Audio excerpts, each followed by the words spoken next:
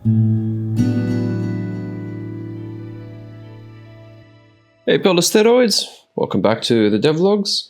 I'll just briefly talk about how the terrain system works under the hood. Now, if you recall, I'm going to turn this ship around. This is the Cinemanticore. This is the speed in which the ship travels in the urban layer. You can see that in the street map there. If you move to regular terrain, it's a bit slower. Forest, a little bit slower. Over water, much slower, and you get, these water droplets. Also recall, if your temperature goes too high and you catch fire, you put it out by going over the water. That resets your temperature gauge. And finally, sand, you move the slowest. Also recall, if you're an aerial vehicle, you're flying over sand, you get sand blown on your windscreen, so affecting your visibility. Alrighty, let's take a look at how this works. And it all starts in Blender. So this is what the 3D model of the terrain looks like. And if we were to tab into it, we can see that each terrain layer, first of all, it's on a different Z plane. So the ocean's a certain height. This is your regular terrain's a certain height, your sand, your urban layer, etc. But critically, they all have a separate material, which is how I get the tiling to begin with. But when you export this into Godot, we'll take a look at Casablanca here. Click into the terrain mesh. You can see all of these materials are attached to a surface property on the mesh. So for every material you have a separate surface. And these materials also all have a name. Make sense? So if you go into the script for the terrain, I have two maps, two dictionaries. One maps the material, so what kind of terrain it is, to the surface index, which is an integer.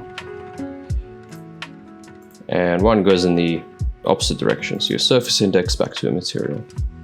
So at the start of when the mesh is first loaded into the scene, you can access the surfaces directly on the mesh. So we loop over them, and then we get the material out. And we look at the resource name. So you have to make sure that the type of the material, it's the ocean, irregular terrain, forest, which, here's where I made the mistake of not being consistent with my naming, but if it's forest or vegetation, it means the same thing. Sand, mountains, or the urban layer. And this is how we populate our map, and then we do this in reverse as well. Which might not be strictly necessary because you only have, 7 or 8 keys. It doesn't really matter if you just loop over them. But it just looks cleaner to me this way. And here we create these public methods where we take a position, in the world plane, and see what surfaces that point hovers over. And we use Godot's mesh data tool. And the way the mesh data tool works is it's an object that you mutate from the mesh information. So you can populate the data on this data tool from the surfaces, which you can loop over. And here we use a geometry helper method also in Godot. We loop over all of the triangles in that surface mesh, in that surface. And we check to see that point in space projected downwards intersects a triangle. If intersects any triangle, then yes, that point is above that surface. If it doesn't, we just return false after checking all of the triangles. And if this is the case, we just return that list of materials. So that's what the terrain does. So we have a separate client class that handles how the player ship responds to the list of materials that the ship is on top of. So we just look for the transform of the ship. We transpose it upwards, just in case whatever arbitrary point is the origin of the player model, the player ship model, might be below one of the surfaces. So we talk to the terrain, we get the materials out, and here we have a set of rules. So if we only have one material, which is the ocean, then we say we're above the ocean. If we have sand, that takes precedence, or forest and whatnot. So there's this order of precedence. So we assign the current state, and then we tell the camera to update its effects.